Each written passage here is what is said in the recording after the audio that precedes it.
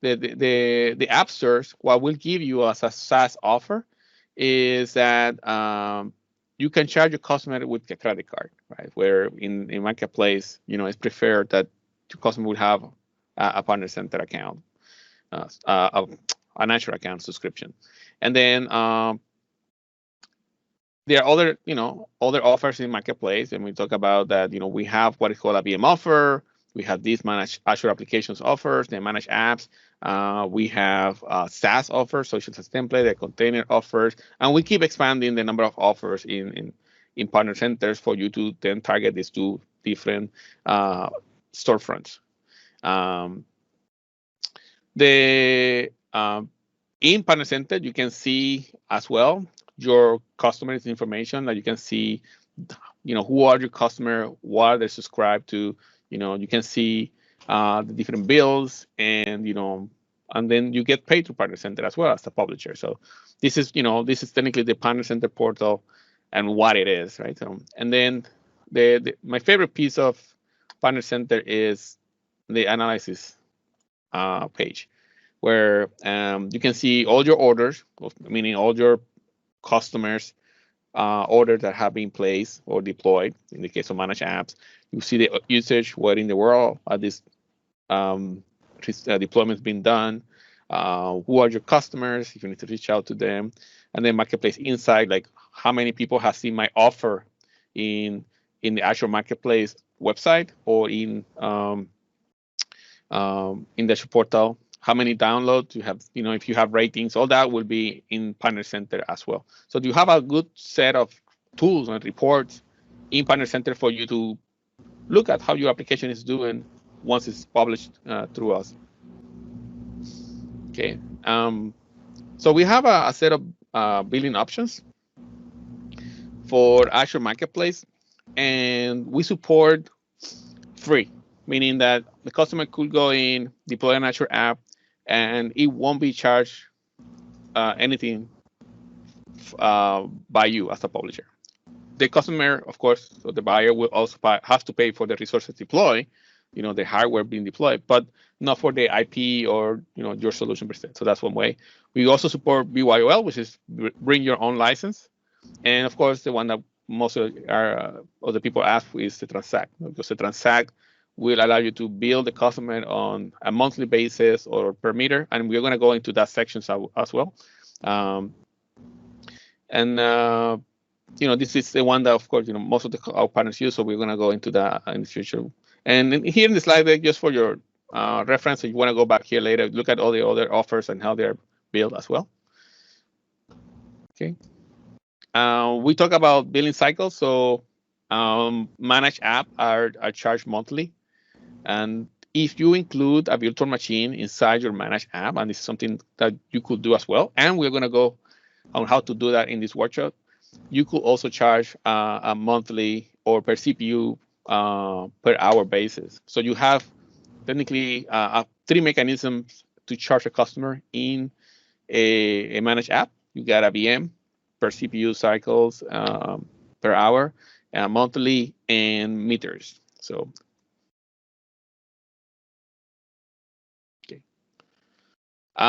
prices in a managed app is immutable. So when you create a plan to be sold with your solution, that plan will have a price that is fixed. That is, you cannot change that price.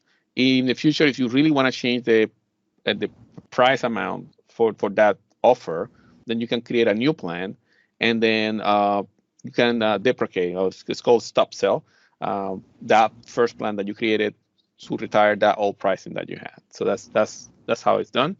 But the important piece is that immutable, so you cannot change the plan, so plan accordingly.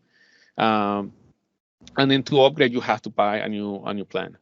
And for that, then it would be requiring you to set up your plan as incremental, right? So those are key aspect of the billing. Okay, so as part of the managed app, we also support meters. It's called a consumable way of transacting. And the way I explain to my customers is a meter, a consumable is so it's similar to when you go to a candy store and you eat a candy there, there's no way to put it back, right? You ate it, you swallow that, that's it. You have to pay for it. So a marketplace meter is something that once the customer consume it, they will have to pay for it. Versus, for example, something that is a monthly subscription, then customer could try it out for 2 days and then they won't be charged until for the first 44 hours of that subscription, and then after that, then yes. So a meter would be what you use is what you have to pay. Okay, so in an Azure Marketplace, so a meter will consist of several things. So one is a meter ID. You need a unit of measurement, like CPU per second, gigabyte per second, and then you need a quantity. How many of these units have been it has been consumed, and then you will have to report this, right? So to report the meter that was consumed. So you have to report this meter one per hour. So you should send and emit a signal to us 1 per hour with the number of meters that has been consumed. And then you could also do a batch, right? You can do 24 hours at once a day, right? So that's a batch of 24 hours at midnight, let's say.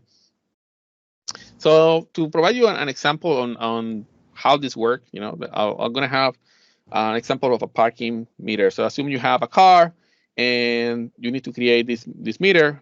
You need an ID. So the ID here is m_parking, and then that meter has at $1 an hour unit of measure. And then let's say you have a car that goes in and park in that parking space for 2 hours, right? So what will happen here is that you will report to Microsoft 2 units, right? So you will set up in Partner Center the 1 hour parking rate, and once the consumer parks there for 2 hours, you send us a number 2, and we translate that into $1 an hour. And then so the customer will be invoiced $2, right? In this first example, so $1 an hour times 2 hours, you send 2 units, which invoice 2 hours. Now let's say you have an electric vehicle, and let's say it's part of a package, and you say, okay, we're going to include you 100 watts as part of the charging package, and if you exceed that watt, we will then charge you an extra for every additional watt that you consume. And you have a customer who comes in and park the car and consume 200 watts. So the way what will happen is that you will emit to us 100 units. And those 100 units are not the 100 units included, are the additional $1 per watt that was consumed. So that will be the 100 units for those additional extra watts used. And then we will charge the customer $100. So just to be clear, you don't need to send information for things that are included, or if the meter is 0, you don't need to send any of that information. So you're only gonna send the number of units that has been consumed, because those are the ones that you want us in Microsoft to charge the customer. All right, so there are different ways to configure an offer, right? So you could set up a variable plan, which means that the customer will pay as is consumed those meters. Then you can have something like a fixed plus variable, which is like you can have a monthly rate, and you can include some transactions, just like an example of the electric vehicle. And then if they exceed that, then you can charge an additional charge consumption, right? So and then you have a multiple ways of charging multiple meters. And in the example here in Plan C is that, let's assume you have like a website or a service that processes pictures, right? You could have a meter for capturing the amount of pictures sent to the service, and then you have another meter for the amount of meters that are being received from the service, right? And if the picture is large, then you want to charge additional number of units per gigabytes or megabytes in this case that for that picture being sent. So so that's an example of multiple dimensions. That's what we call these meters. It's multiple dimensions under one plan. And we support, of course, in plan D is the monthly rate plus the variable plus some free plus the meter. So you can have the whole bundle of this package in your plan. So how does that look in Partner Center when you're trying to configure meter? So this is how we do this. So you're gonna go on the plan, and you're gonna go on the pricing availability, and you're gonna see the price of the offer, and you will set up a meter in there. So you can have an ID, like I showed you, a human read-only name, which is what is being shown to the user on the Azure Marketplace. And then you will have, the unit of measurement and how much. And then you're going to include something free you added at here on the last text boxes.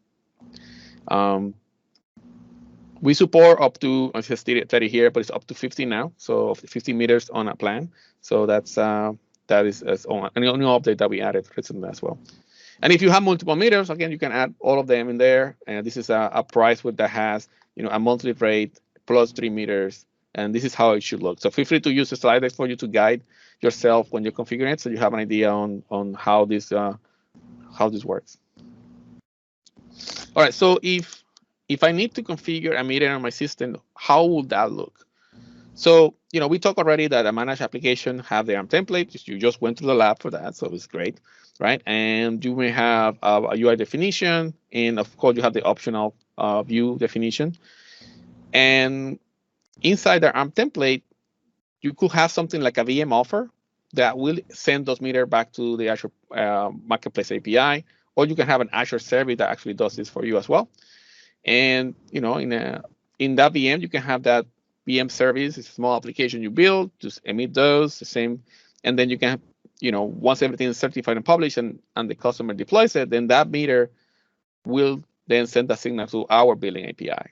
And the same could happen with the Azure service that we could deploy, that could have that meter service running and send the signal to us. And again, this could be sent on a once per hour or a once per day basis. And only if it's non-zero, right? So you can send zero, but you can save some bandwidth there. But it's preferable that you send only something greater than zero. Of course, once all these meters have been sent to the Partner Center, you may want to see how it looks. So it's a question that I get a lot from the customers. So this is a picture of a download that the portal will give you with a detailed Excel, it's a CSV file of my meters. So I just posted here on this as a screenshot. Of course, I cut some of the column because it's a super wide table with all the information about the meter. But these are the fields that are commonly asked. So you see here, you have a date, the meter name, the quantity, the price of the country that was used, which resource, the offer IDs, if it's recurrent. And then, of course, you have a lot of fields, but these are, I guess, the most important ones.